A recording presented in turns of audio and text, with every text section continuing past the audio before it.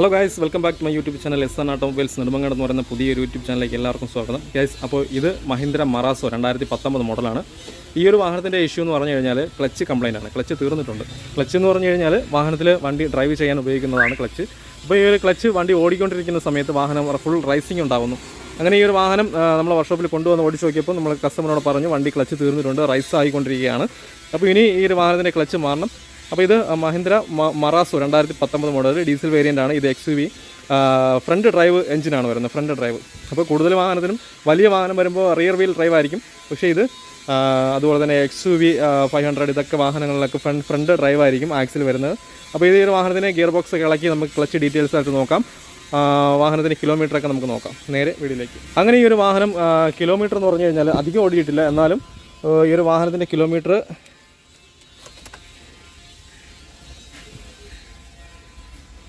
69,391 കിലോമീറ്ററാണ് ഓടിയിട്ടുള്ളത്. ഏകദേശം ഒരു 70,000 കിലോമീറ്ററാണ് ഈ ഒരു വാഹനം ഓടിയിട്ടുള്ളത്. അത്യാവശ്യം നല്ല മെയിൻറ്റെയിൻ ചെയ്യുന്ന ഓടുന്നൊരു വാഹനമാണ്.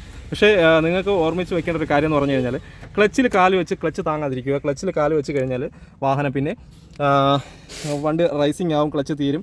അപ്പോൾ ആവശ്യത്തിന് മാത്രം ഉപയോഗിക്കുക. ഗിയർ മാറ്റാനും അതുപോലെ തന്നെ ഫസ്റ്റ് ഗിയറൊക്കെ ഇട്ട് തേരിയിലൊക്കെ ഓടുകയാണെങ്കിൽ ഫസ്റ്റ് ഗിയർ ഇട്ട് തന്നെ തേരിയിൽ ഓടുക.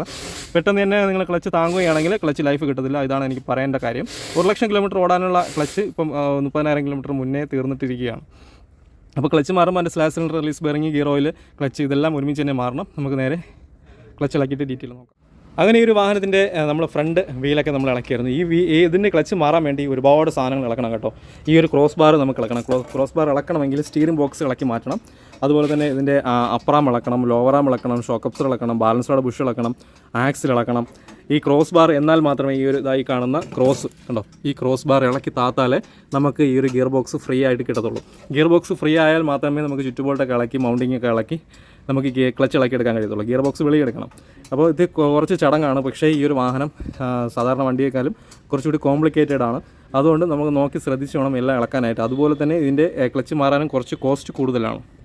ലേബറായാലും പാർട്സിനായാലും കുറച്ച് കോസ്റ്റ് കൂടുതലായിരിക്കും. ഇത് ഡുവൽ മാസ് ഫ്ലൈ വീലാണ് വരുന്നത്. അപ്പോൾ ഫ്ലൈ വീലിൽ എന്തെങ്കിലും വിഷയം ഉണ്ടെങ്കിൽ നമുക്ക് അതിൻ്റെ കൂടെ നമ്മൾ ചേഞ്ച് ചെയ്ത് വിടുന്നതായിരിക്കും. അപ്പോൾ നമുക്ക് എല്ലാം ഒന്ന് ഇളക്കാം. ഫ്രണ്ടൊക്കെ ഇളക്കിയിട്ടുണ്ട്, വീലൊക്കെ ഇളക്കി, ഇനി ആക്സിലൊക്കെ ഇളക്കണം, ഗിയർ ഓയിൽ ചോർത്തണം, ഒരുപാട് വർക്കുണ്ട്. അപ്പോൾ ഇതെല്ലാം ഇളക്കിയാൽ മാത്രമേ നമ്മൾ സാധാരണ നമ്മൾ ഫ്രണ്ട് വീൽ ഡ്രൈവ് കാർ സെഗ്മെൻറ്റിൽ ചെറിയ വണ്ടികളൊക്കെ ആണെങ്കിൽ എളുപ്പമാണ് ഇളക്കാനായിട്ട്. റാമ്പിലിട്ട് ഇളക്കാൻ പറ്റുള്ളൂ. പക്ഷേ നമുക്കിത് റാമ്പിലിട്ട് ഇളക്കി നമുക്ക് സ്റ്റാൻഡാക്കി വെക്കാൻ പാടായിരിക്കും. നമ്മളിവിടെ ലിഫ്റ്റ് കുറവായതുകൊണ്ട് ഇല്ലാത്തതുകൊണ്ട് നമുക്ക് ഫ്രണ്ട് ജാക്കിയൊക്കെ വെച്ച് കുതിര സ്റ്റാൻഡൊക്കെ വെച്ച് ഹൈറ്റിന് നല്ല രീതിക്ക് പൊക്കിയതിന് ശേഷം വണ്ടി വാഹനത്തിന് അടി സൈഡിലിട്ടാണ് നമുക്ക് ക്ലച്ച് ഇളക്കേണ്ടത്. അപ്പോൾ നമുക്ക് ചുറ്റുബോൾട്ടൊക്കെ ഒരുപാട് വരുന്നുണ്ട്. ക്ലച്ച് സിലിണ്ടറാണ് ഗിയർ ബോക്സിനകത്ത് സ്ലാബ് സിലിണ്ടറായിട്ട് വരുന്നുണ്ട്. ഗിയർ ബോക്സിൻ്റെ മേൽഭാഗത്തെല്ലാം ഇളക്കി, ബാറ്ററി ബ്രാക്കറ്റ്, അതുപോലെ തന്നെ എയർ ഫിൽറ്റർ, ഗിയറിൻ്റെ കേബിളുകളൊക്കെ ഇളക്കി നീക്കി വെച്ചിട്ടുണ്ട്. ഇതായി കാണുന്ന ഗിയർ കേബിളാണ്. അതുപോലെ തന്നെ ക്ലച്ചിൻ്റെ പൈപ്പും കാര്യങ്ങളും ഇളക്കിയിട്ടുണ്ട്. ഗിയർ ഷിഫ്റ്ററും സെലക്ടറുമാണ് ഇതായി കാണുന്നത്. അതെല്ലാം നമ്മൾ ഇളക്കി മാറ്റി വെച്ചിട്ടുണ്ട്. അപ്പോൾ ചുറ്റുബോൾട്ടും മേളത്തെ എല്ലാം ആയതിനു ശേഷം നമ്മൾ വാഹനം ജസ്റ്റ് ജാക്കി വെച്ച് പൊക്കിയതിന് ശേഷം മാത്രമാണ് അടി സൈഡിലുള്ള വർക്കെല്ലാം നമ്മൾ തുടങ്ങുന്നത്. ഏകദേശം നമ്മൾ സാധാരണ വണ്ടിയിൽ 2 മണിക്കൂർ കൊണ്ട് ക്ലച്ച് ഇളക്കുകയാണെങ്കിൽ ഈ ഒരു വാഹനം 4 മണിക്കൂർ വേണം ക്ലച്ച് ഇളക്കാൻ, അതുപോലെ സെറ്റ് ചെയ്യാൻ. ഒരു ദിവസത്തെ വർക്കാണ് ഈ ഒരു മറാസേനെ ക്ലച്ച് മാറാനായിട്ട്. ലിഫ്റ്റൊക്കെ ഉണ്ടെങ്കിൽ കുറച്ച് എളുപ്പമാണ് പറയാനായിട്ട്. പക്ഷേ നമ്മളിവിടെ ലിഫ്റ്റ് ഇല്ലാത്ത കാരണത്താൽ ഈ ഒരു ക്ലച്ച് നമ്മൾ ഇളക്കിയെടുക്കുന്നത് തറയിലിട്ടാണ്.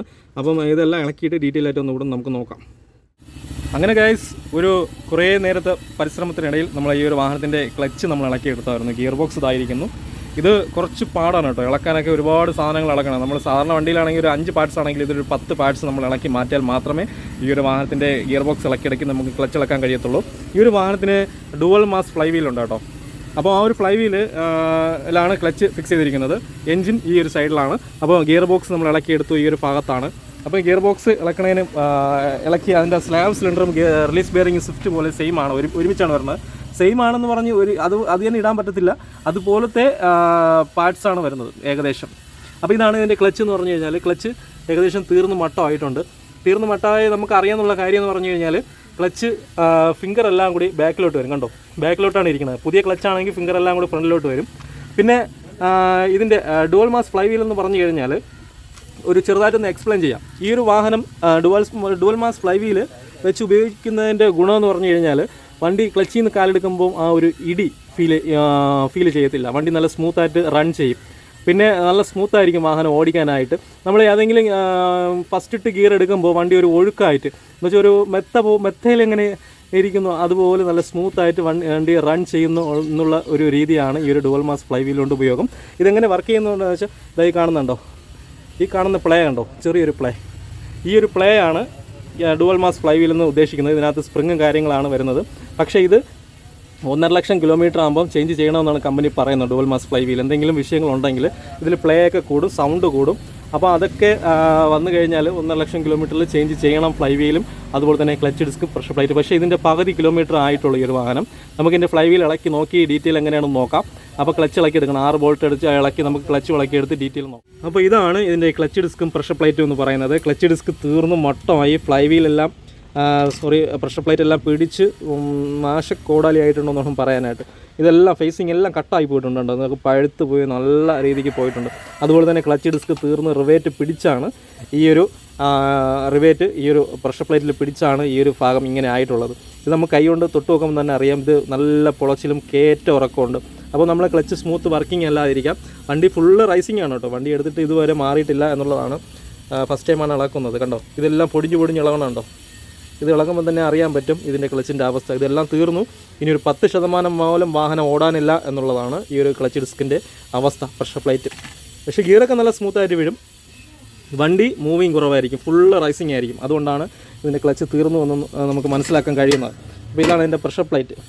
ഇതിൻ്റെ പാർട്ട് നമ്പർ എല്ലാം കൊടുത്തിട്ടുണ്ട്. മഹീന്ദ്രയുടെ ഒറിജിനലാണ് ഇതിൽ കിടക്കുന്നത്. അതേ ഒറിജിനൽ തന്നെ നമ്മൾ വാങ്ങി യൂസ് ചെയ്യുന്നതായിരിക്കും. അപ്പോൾ സ്ലാബ് സിലിണ്ടർ ഇത് മാറണം, അതുപോലെ തന്നെ ഇതിൻ്റെ ഇപ്പോൾ ക്ലച്ച് ഡിസ്ക്, പ്രഷർ പ്ലേറ്റ്. ഇനി നമ്മൾ ഇതിൻ്റെ ഫ്ലൈ വീലിൻ്റെ കേസ് പറയുകയാണെങ്കിൽ ഈ ഒരു പ്രഷർ പ്ലേറ്റ് എത്രത്തോളം ആയിട്ടുണ്ടോ ഇതിൻ്റെ പകുതിയോളം ഈ ഒരു ഫ്ലൈ വീലും കംപ്ലൈൻ്റ് ആണ്. പക്ഷേ അത് കുറച്ച് കോസ്റ്റ് കൂടുതലായതുകൊണ്ട് കസ്റ്റമറിനോട് ചോദിച്ച് അനുവാദം വാങ്ങി നമ്മൾ ഇതിനോടൊപ്പം ചേഞ്ച് ചെയ്യുന്നതായിരിക്കും. അപ്പോൾ ഡുവൽ മാസ് ഫ്ലൈ വീല് ഇതായി കാണുന്നതാണ് ഡുവൽ മാസ് ഫ്ലൈ വീൽ എന്ന് പറഞ്ഞു കഴിഞ്ഞാൽ.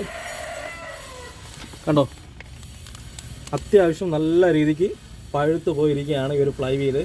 അത്യാവശ്യം ഈ ഒരു ഡുവൽ മാസ് ഫ്ലൈ വീലിൻ്റെ വർക്കിങ്ങിന്ന് ശകലം പ്ലേ ഉണ്ട് കേട്ടോ. പ്ലേ ഒന്ന് കാണിച്ചു കൊടുത്ത്, ഫ്രണ്ടിലോട്ടും ബാക്കിലോട്ടും. കണ്ടോ, മുമ്പോട്ടും ബാക്കിലോട്ടും കുറച്ച് പ്ലേ കൂടുതലാണ്. കണ്ടോ, അതുപോലെ തന്നെ ഈ ഒരു ഫ്രണ്ടിലോട്ടും ബാക്കിലോട്ടും ഉള്ള പ്ലേയും പിന്നെയെന്ന് പറഞ്ഞാൽ ഇതിൻ്റെ ഫേസിങ് മൊത്തം പഴുത്ത് മൊത്തത്തിൽ പോയിട്ടുണ്ട് കേട്ടോ. അപ്പോൾ ഇതും ഇതിൻ്റെ കൂടെ മാറണം എന്നാണ് എൻ്റെ അഭിപ്രായത്തിൽ. പക്ഷേ കസ്റ്റമർ ബില്ലിംഗ് ആണോ എന്ന് അറിയത്തില്ല. അപ്പോൾ നമുക്ക് നോക്കാം, ഇതെല്ലാം ഒന്ന് ഇളക്കിയിട്ട് ഡീറ്റെയിൽ ആയിട്ടൊന്ന് നോക്കാം. അങ്ങനെ മറാസയ്ക്ക് നമ്മളെ ക്ലച്ചൊക്കെ മേടിച്ചായിരുന്നു. നമ്മളല്ല മേടിച്ചത്, കസ്റ്റമർ പോയി തിരുവനന്തപുരം സിറ്റിയിൽ നിന്ന് മേടിച്ചുകൊണ്ട് വന്നതാണ്. നമ്മൾ ജെനുവിൻ വാങ്ങാൻ പറഞ്ഞപ്പോൾ കസ്റ്റമർ വാങ്ങിക്കൊണ്ട് വന്നത് സാറ്റ്സ് എന്ന് പറഞ്ഞ കമ്പനിയാണ്. അപ്പോൾ ഈ ഒരു കമ്പനി നമ്മൾ ഉപയോഗിച്ച് നോക്കിയിട്ടില്ല, അവർ കസ്റ്റമറിൻ്റെ നിർബന്ധപ്രകാരം കൊണ്ടുവന്നതാണ്. ഇത് നമ്മൾ ജെനുവിൻ വാങ്ങാൻ പറഞ്ഞപ്പോൾ കസ്റ്റമർ ഒരിടത്തും കിട്ടിയില്ല. ഇപ്പോൾ ഇതാണ് കിട്ടിയത്. ഇപ്പോൾ തൽക്കാലത്തേക്ക് ഇത് യൂസ് ചെയ്യാൻ പറഞ്ഞു. അപ്പോൾ കസ്റ്റമറിൻ്റെ നിർബന്ധപ്രകാരമാണ് ഈ ഒരു ക്ലച്ച് നമ്മൾ സെറ്റ് ചെയ്യാൻ വേണ്ടി പോകുന്നത്. നമ്മൾ ഉപയോഗിച്ച് നോക്കിയിട്ടില്ല, എന്നാലും സാറ്റ്സ് നമ്മൾ കേട്ടിട്ടുണ്ട്. നല്ല ഒരു മീഡിയം ലെവലിലെ ക്വാളിറ്റി ക്ലച്ചാണ്. ക്ലച്ച് കിറ്റ് മറാസോ ഡീസൽ എന്ന് എഴുതിയിട്ടുണ്ട് കേട്ടോ. ഇതിൻ്റെ പാർട്ട് നമ്പർ കൊടുത്തിട്ടുണ്ട്. അതുപോലെ തന്നെ ഇതിൻ്റെ റേറ്റ് എന്ന് പറഞ്ഞാൽ 5018 രൂപ ഇതിൻ്റെ റേറ്റ് സാറ്റ്സ്. അപ്പോൾ ഇതാണ് ഇതിൻ്റെ ക്ലച്ച് ഡിസ്കും പ്രഷർ പ്ലേറ്റും ഒരുമിച്ച് വരുന്നത്. അത്യാവശ്യം ഞാൻ നോക്കിയപ്പോൾ അത്യാവശ്യം നല്ല ക്വാളിറ്റി ഉണ്ട് കേട്ടോ. ഒരു 80% ക്വാളിറ്റിയൊക്കെ ഉണ്ട്. നമുക്ക് ജെനുവിൻ ആയിരുന്നു വേണ്ടത്. ഇതിൻ്റെ fly wheel, dual mass fly wheel നമ്മൾ പറഞ്ഞായിരുന്നു കസ്റ്റമറിനോട്, ഇതിൻ്റെ പകുതിയോളം പോയിട്ടുണ്ട്, ഇപ്പം മാറിയ കൊള്ളാമെന്ന് പറഞ്ഞു. പക്ഷേ ഇതിൻ്റെ റേറ്റ് കേട്ടാൽ നിങ്ങൾ ഞെട്ടിപ്പോകും. ഇതിൻ്റെ റേറ്റ്, ഫ്ലൈ വീലിൻ്റെ റേറ്റ് ഏകദേശം 22,000 രൂപ വില ഉണ്ട് കേട്ടോ. അപ്പോൾ അതുകൊണ്ട് കസ്റ്റമർ അടുത്ത പ്രാവശ്യം മാറാമെന്ന് പറഞ്ഞു. ഇപ്പോൾ തൽക്കാലം ക്ലച്ച് തീർന്നുകൊണ്ട് ക്ലച്ച് ഡിസ്കും പ്രഷർ പ്ലേറ്റും അവർ തന്നെ മേടിച്ച് തന്നത് കൊണ്ടാണ് ഈ ഒരു കമ്പനി ഇടുന്നത്. നമ്മൾ വാങ്ങുകയാണെങ്കിൽ ജെനുവിൻ ആയിരിക്കും, 2 ദിവസം വെയിറ്റ് ചെയ്താലും ജെനുവിൻ ആയിരിക്കും നമ്മൾ വാങ്ങുന്നത്. അപ്പോൾ ഇത് കസ്റ്റമർ പറഞ്ഞത് കൊണ്ടാണ് നമ്മൾ ഇത് ഇടുന്നത് കേട്ടോ. നമ്മൾ മാക്സിമം അവരെ ഫോഴ്സ് ചെയ്ത് ഒറിജിനൽ വാങ്ങിയിടാൻ നോക്കിയതാണ്. അപ്പോൾ കസ്റ്റമറിൻ്റെ നിർബന്ധപ്രകാരമാണ് ഇത് യൂസ് ചെയ്യുന്നത്. അപ്പോൾ ചില ആൾക്കാർ കമൻറ്റിലൂടെ ചോദിക്കുന്നത് ഒറിജിനൽ തന്നെ വാങ്ങി യൂസ് ചെയ്തുകൂടെ. അപ്പോൾ അതുകൊണ്ടാണ് 2 പ്രാവശ്യം ഈ കാര്യം എടുത്ത് പറയുന്നത് കേട്ടോ. അപ്പോൾ കസ്റ്റമർ വാങ്ങിക്കൊണ്ട് തന്നതാണ് ഈ സാറ്റ്സ് എന്ന് പറയുന്ന കമ്പനിയുടെ ക്ലച്ച് ഡിസ്കും പ്രഷർ പ്ലേറ്റും. അപ്പോൾ നമ്മൾ നോക്കിയതിൽ വേറെ കുഴപ്പമൊന്നുമില്ല. മേഡ് ബൈ സാറ്റ്സ് എന്നാണ് കൊടുത്തിട്ടുള്ളത് കേട്ടോ. ഗിയർ ബോക്സ് സൈഡ് പാർട്ട് നമ്പറും കൊടുത്തിട്ടുണ്ട്. അപ്പോൾ ഇത് 2 പൊസിഷൻ ഉണ്ട് ഇടാനായിട്ട്. അപ്പോൾ അതിൽ ഒരു പൊസിഷൻ ഗിയർ ബോക്സ് സൈഡും ഒരു പൊസിഷൻ ഫ്ലൈ വീൽ സൈഡുമാണ് വരുന്നത്, ഫ്ലാറ്റായിട്ട് വരുന്ന ഭാഗം. അപ്പോൾ ക്ലച്ച് ഡിസ്ക് അത്യാവശ്യം നല്ല തിക്നെസ് ഉണ്ട്, ക്വാളിറ്റിയും ഉണ്ട്. അപ്പോൾ ഇത് ക്ലച്ച് ഡിസ്കാണിത്, പ്രഷർ പ്ലേറ്റാണ്. അത്യാവശ്യം നല്ല ഫേസിംഗ് ഒക്കെ നല്ല ഫിനിഷിംഗ് ഉണ്ട്, ക്ലച്ച് നല്ല സ്മൂത്തായിരിക്കും. നമ്പരും കൊടുത്തിട്ടുണ്ട് കേട്ടോ അതിൽ. അപ്പോൾ ഇനി നമുക്ക് ക്ലച്ച് സെൻറ്റർ ചെയ്ത് ക്ലച്ച് ഡിസ്കും പ്രഷർ പ്ലേറ്റുമായിട്ട് സെറ്റ് ചെയ്യണം. അപ്പോൾ റിലീസ് ബെയറിങ് ആക്സ് AUX എന്ന് പറയുന്ന കമ്പനിയാണ് ബെയറിംഗ്. ഇത് അത്യാവശ്യം ക്വാളിറ്റി ഉള്ളതാണ് കേട്ടോ. ഇത് നമ്മൾ ഒരുപാട് ബെയറിംഗ് ഒക്കെ നമ്മൾ യൂസ് ചെയ്തിട്ടുണ്ട്. ഇത് അല്പം റേറ്റ് കുറവാണ്. റിലീസ് ബെയറിങ്ങിൻ്റെ ഇതാണ് കേട്ടോ ഇതിൻ്റെ റിലീസ് ബെയറിങ്ങും അത്യാവശ്യം ക്വാളിറ്റി ഉണ്ട്. ഇത് റിലീസ് ബെയറിങ്ങിൽ AUX കമ്പനി വരുന്നതെന്ന് വെച്ചാൽ വാല്യൂ ആണ് കേട്ടോ. അതാ ഈ കാണുന്ന വാല്യൂ മാർക്കിംഗ് കൊടുത്തിട്ടുണ്ട്. പഴയതും വാല്യൂ ആണ് വരുന്നത്. എന്താ കണ്ടോ, പഴയതിലും വാല്യൂ ആണ് വരുന്നത്. പഴയ ബെയറിങ്ങിൽ ഒരു ചെറിയൊരു മുഴക്കമുണ്ട്, നമ്മൾ കറക്കി നോക്കുമ്പോൾ മുഴക്കമുണ്ട്. അപ്പോൾ അതുകൊണ്ട് ഇതിൻ്റെ സ്ലാബ് സിലിണ്ടറും ബെയറിങ്ങിലും ഒരുമിച്ച് വരുന്നതുകൊണ്ടാണ് നമ്മളിപ്പോൾ ഇതിനോടൊപ്പം ചേഞ്ച് ചെയ്യണം എന്നുള്ളതാണ്. അപ്പോൾ ബെയറിങ് അത്യാവശ്യം നല്ല ക്വാളിറ്റി ഉണ്ട് കേട്ടോ. വാല്യൂ ആയതുകൊണ്ടാണ് വാല്യൂ ആണ് AUX കമ്പനിയിൽ വരുന്നത്. അപ്പോൾ ഇതിൽ റിലീസ് ബെയറിംഗ് സെറ്റ് ചെയ്യണം, ക്ലച്ച് സെറ്റ് ചെയ്യണം. ഇതാണ് എൻ്റെ കാര്യം. കസ്റ്റമറിൻ്റെ നിർബന്ധപ്രകാരം ഈ ഒരു ക്ലച്ച് ഡിസ്കും പ്രഷർ പ്ലേറ്റും നമ്മൾ സെറ്റ് ചെയ്യുകയാണ്. അപ്പോൾ ഇതിൽ ക്ലച്ച് സെൻറ്റർ ചെയ്ത് ഫ്ലൈ വീലിൽ സെറ്റ് ചെയ്യണം. ഫ്ലൈ വീലൊക്കെ നല്ല ക്ലീൻ ചെയ്തു എടുത്തിട്ടുണ്ട് വാഹനത്തിൽ. എന്നാലും ഫ്ലൈ വീല് നല്ല പേപ്പറൊക്കെ നമ്മൾ പിടിക്കാൻ വേണ്ടി പോകുന്നു. പേപ്പറൊക്കെ പിടിച്ച് പോളിഷ് ചെയ്ത് കറക്റ്റ് ചെയ്ത് സെറ്റ് ചെയ്യും.